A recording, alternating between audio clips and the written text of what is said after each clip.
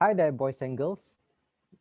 Thank you for joining me today. I'm your host, Mr. Nazri, and welcome to another episode of Science with Mr. N.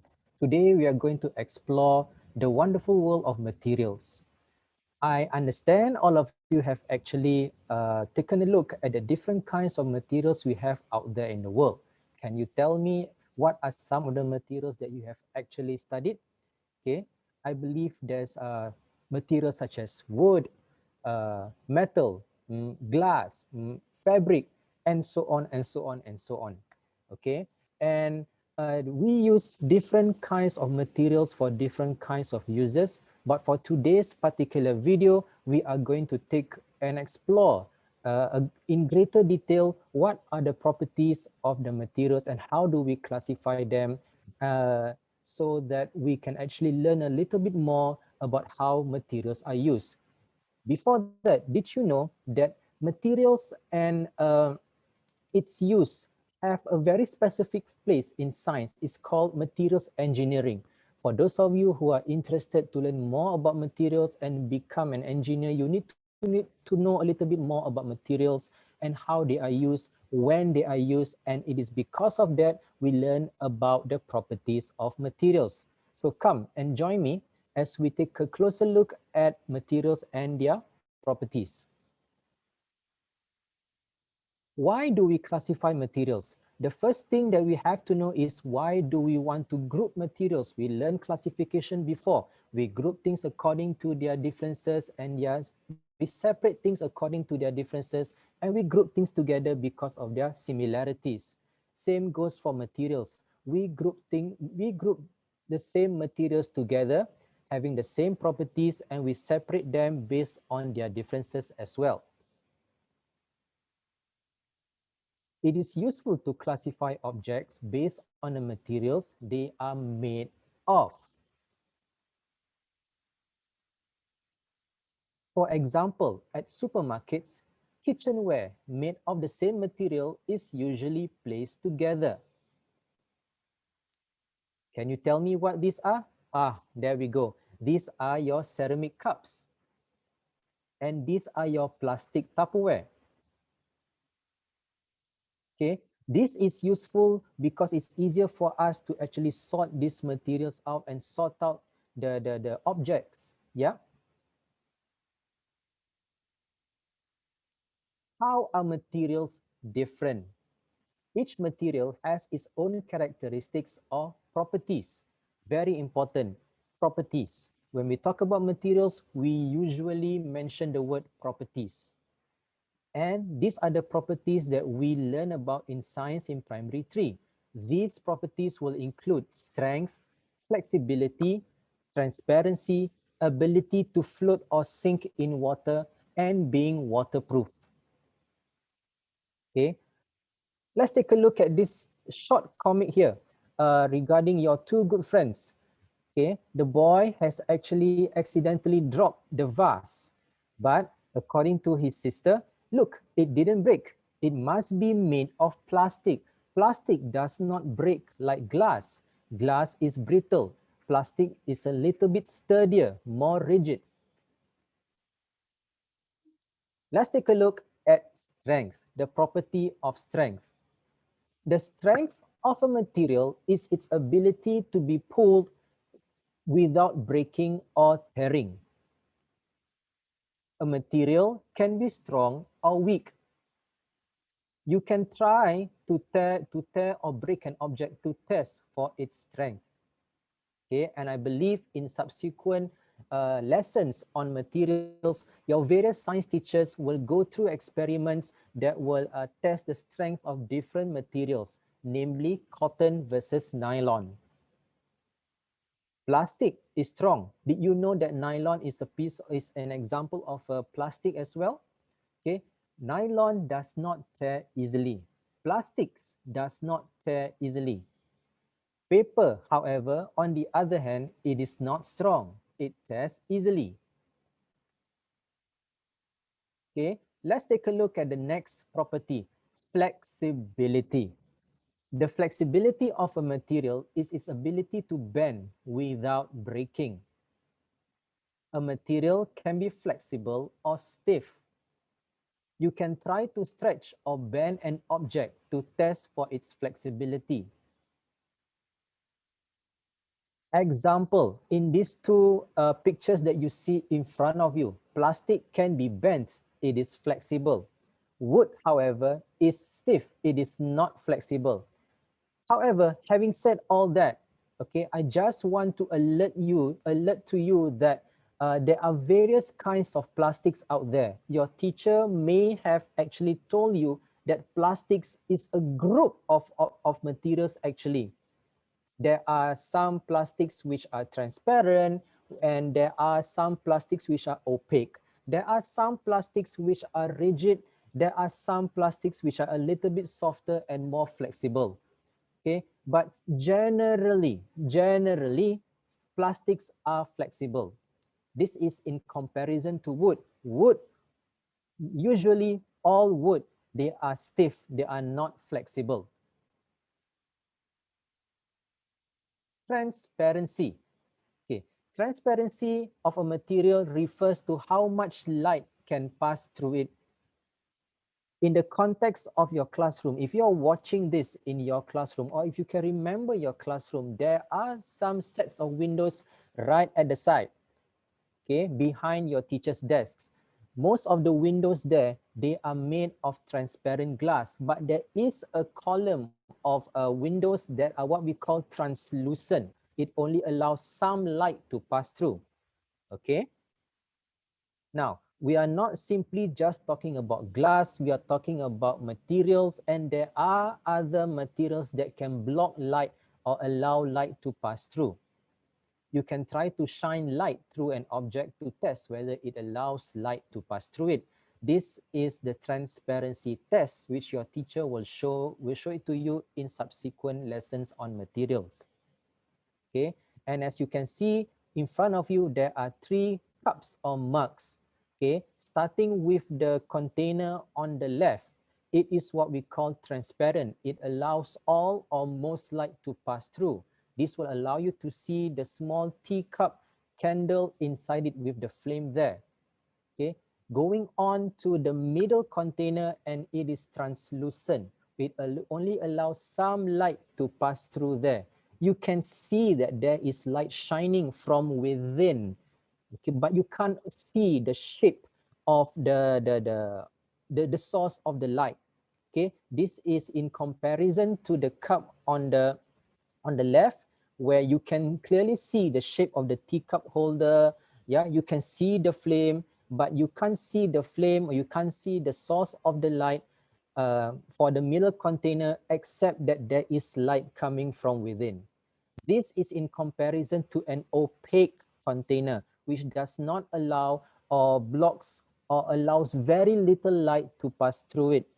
If you put a teacup candle inside the container on the extreme right, you can't see that there is light coming.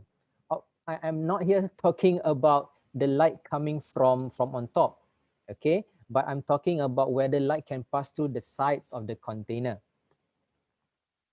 The next property that we are going to take a look at is the ability to float or sink in water.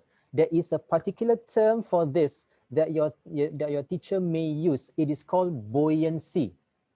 Okay, buoyancy is the ability to float or sink in water. A material can float or sink in water. Just because something is a material, it does not have to automatically sink. Okay, there are materials that can float as well. You can try to place an object in water to test whether the object will float or sink. See, there is a container here. There is some water inside. If we drop metal chopsticks inside it, the metal chopsticks will sink, whereas the wooden chopsticks will float to the top. Okay, the metal chopsticks sink in water. Okay, and that goes to show that generally wood does float. Okay, and this ties into our next property here, whether a material is waterproof.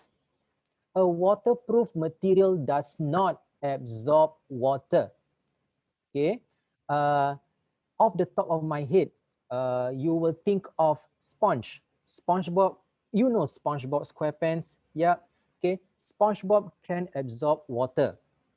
Okay. Whereas there are other materials out there that cannot absorb water, and therefore they are waterproof. I would just like to take this opportunity to alert you that the use of the grammar and the vocab for this particular property can be a bit confusing. If something is waterproof, if something is waterproof, it cannot absorb water. But when something can absorb water, it is not waterproof. So there's the opposite terms that are used. So please be careful when you are answering questions. Yeah. You can try to drop water on the surface of an object to test whether it is waterproof. If the water is absorbed into the material, then that material is not waterproof. Okay, just like my glasses here. There we go. If I drop water on this, okay, the plastic lens and the plastic frame will not absorb the water. Yeah, so my spectacles are waterproof. Okay, and of course the use of these materials will include the making of umbrellas. Yeah. Okay, this is a plastic umbrella versus the paper on the right. Okay, you can see there are mug coffee cup stains, yeah, on the paper. That means the coffee has actually dripped down the cup, yeah, and is absorbed by the water. Okay, now having said all this, I would like to bring your attention to a social studies lesson. I'm sure that by now many of you have actually gone through the memory lane. You would have seen a paper umbrella from the past. In the past, plastics as a material is not a popular material. Okay, in the past, people still use umbrellas, but they use paper umbrellas. But Mr. Nazri, how can paper umbrellas be used in the rain? Wouldn't paper umbrellas just simply absorb the rainwater and you'll be wet nonetheless? Okay. This is where in the past, when people make paper umbrellas, they actually lined the umbrella with a layer of oil, Now, if you do not know, oil and water do not mix. Okay, you can have a cup of water. Yep, pour some cup, a normal glass, pour some water inside it, pour some oil inside it. In the beginning, it would seem that the oil will mix with the water, but give it some time, the oil will float to the top, forming a layer above the water. And this material of oil, this property of oil is used by people in the past when they make umbrellas which are made of paper. They lined it with oil so that the umbrella will be waterproof. Yeah. Now, how are materials chosen to make objects? Okay, what materials are the objects shown made of? Why are these materials suitable for making the objects? Now, over here, you can see that the nail is made of metal. Metal is strong. The metal nails can hold up a heavy bookshelf on the wall. If you think about it, when you actually make a shelf, or when your father puts up a shelf, okay, yes, the shelf will go onto the wall, but what is keeping the shelf onto the wall? Nails and screws. They are made of metal, they are made of stainless steel usually, and steel is a very strong material. The metal nails and screws can hold up a heavy bookshelf on the wall. Okay, there we go. Over here, we see the door and the desk that are made of wood. Wood is stiff and strong. The desk and door do not break easily. You may wonder, Mr. Nazri, why isn't the door made of metal? Why isn't the desk made of metal? Why are they made of wood? Okay, you may wonder this. Isn't metal supposed to be the strongest material? Yeah, stronger than wood. Isn't that a better choice for doors and for tables? I would agree with you, but usually when we choose materials to make objects, we have other considerations as well, other things that we think about.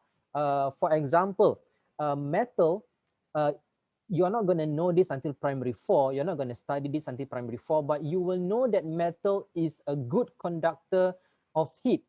Okay, long story short, what happens is that metal tables, they feel cold very quickly and they will feel very cold to the touch, which is not very comfortable for people to use as a table, even though it is very strong. Wood, however, it is a poorer conductor of heat. Yeah, and it is a little bit more comfortable. It is a little bit softer as compared to metal, and that's why we have people rushing down to IKEA to buy wooden tables and so on and so forth. Okay, however, this does not make wood very fragile because the wood as a material is are strong, they are stiff, and they do not break easily. In fact, your classroom doors, they are made of, can you guess it? Yeah, wood. Now, taking a look at the bricks of a wall, okay, bricks are part of this small group of materials that we call ceramics. Yep, ceramics are used to make the bricks of this wall. Ceramic is very strong and the wall cannot be easily broken. Having said that, okay, what makes your wall more sturdy and can retain its shape is it is because the bricks are all so-called glued together. Okay, there's a special term for it, which I will not bore you with the details at this point of time. Okay, but bricks by themselves, the red bricks, okay, they are strong, and when chosen as a material to make the walls cannot be easily broken. Yeah. Okay. Now, going from stiff and rigid materials, we go on to flexible and softer materials. Okay, your curtains, your shades. Okay, the curtain is made of fabric.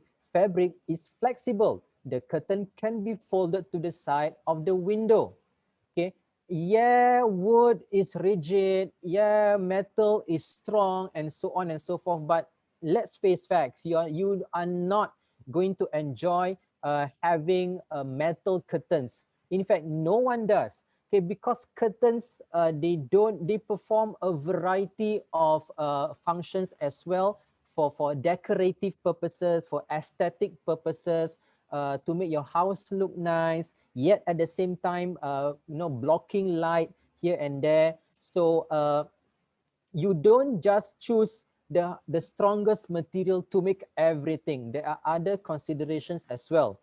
At this point of time, there is also the issue of cost, because if you are going to make a curtain from metal, it is going to be much more expensive than making a curtain made out of fabric. Okay.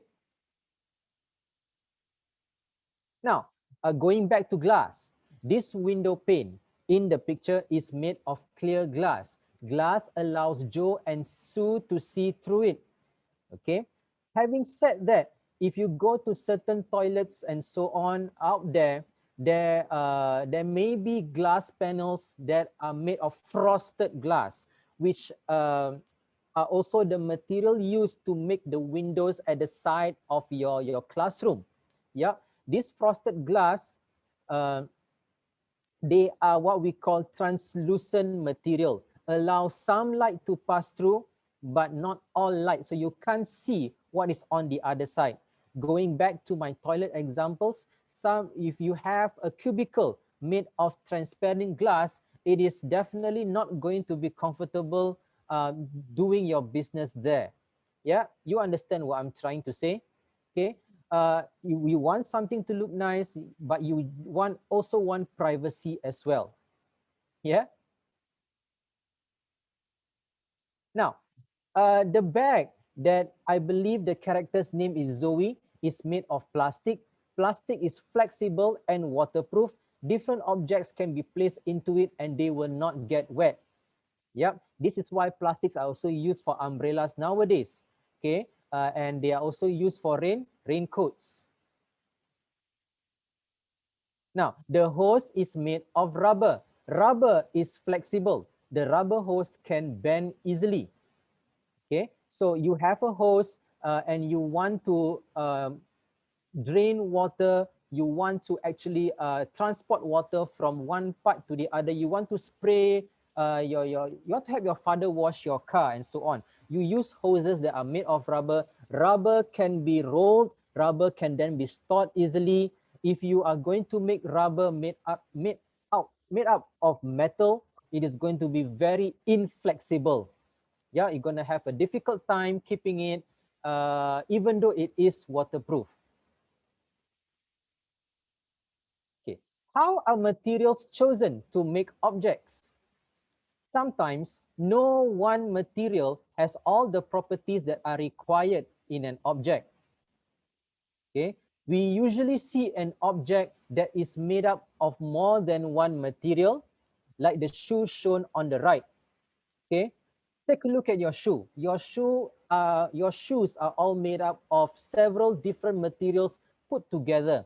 That's what makes shoes comfortable. That's what makes them. That's what helps athletes, perform their best. Or all these sports shoes brands, Nike, Adidas, and so on. They are always testing new materials. They are always testing the perfect combination of materials to make athletes perform better, to help the athletes perform better.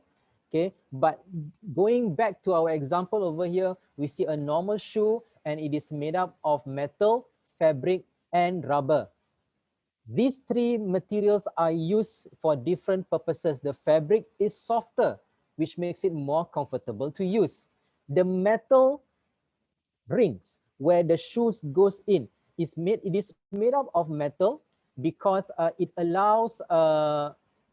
does not allow the shoelaces to rip off the material. Yeah, and so the shoes are sturdier to use. The bottom sole is made up of rubber because rubber is waterproof and flexible as well. Can you imagine that if the bottom of the shoe is made up of too rigid a material? Going back to your social studies lesson, yeah, I'm sure your teachers may have actually brought down clogs from the memory lane for you to try out. Do you guys manage to try it out? Yeah, I know my class did. Okay, so in the past, clogs, people use clogs, CLOGS, yeah, when they are doing laundry and so on and so forth. And these clogs are made of wood. They look cute, but they are not practical. You can wear clogs once in a while, just to role play, just to get a feel of what people in the past actually wore. But you are not going to wear clogs every day to school. You are not going to wear clogs that are made of wood to run your 1.6 kilometer physical fitness test run. Yeah. So you need something that allows your feet to also bend and allows you to move comfortably. Rubber is the best choice. Okay. And we discussed this already. Those are the reasons why rubber, metal, and fabric, they are used for different parts of the shoe. Okay. And we have come to the end of today's lesson. I'm sure that in your lessons with your teachers will share more materials with you. But of course, my advice is this: open your eyes to your immediate surroundings. Yeah, what are the stuff around you made up of, and why are they made up of these materials? Give it some thought. Okay. Uh, Feel free to comment, and I shall see you in the next Science with Mr. N. Okay. catch you later.